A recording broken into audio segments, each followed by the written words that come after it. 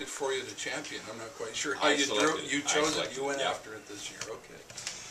Is the Grizzly Manifesto, Jeff Galis's book, and it's in a bit of a nutshell. It's a book that puts a spotlight on the fight that grizzlies continue to have to try and hold any habitat and terrain for themselves against human encroachment.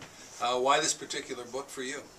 Well, I'm a policy wonk, so this is a policy wonk book, so it's not the kind of book you'd normally find in a Reader's Choice Award, but there is a really good narrative in it as well, because it talks about the life of two bears, and and it doesn't anthropomorphize those bears.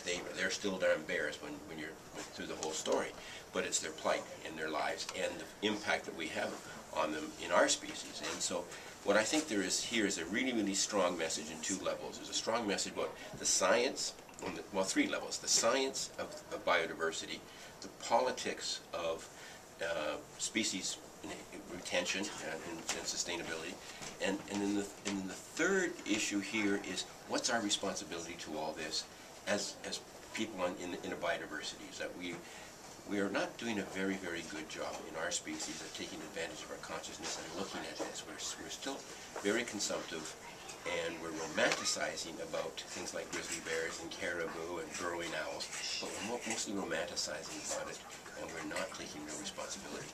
And I think what Jeff does here is he talks about the politics, he talks about the reality of grizzly bears as a species, and then most importantly, he talks about our relationship to them in those two contexts. And I think that it's a compelling book. I think it's something that everybody should read.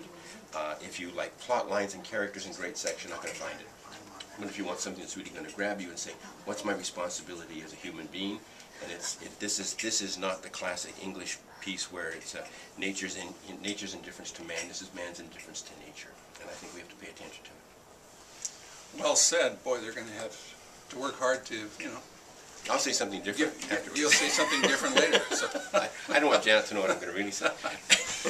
So for that one, Ken, thanks. That's good. The defense that we wanted to hear, and we'll pick up others as we go along and knit them all together. Good seeing you. Good, thank you.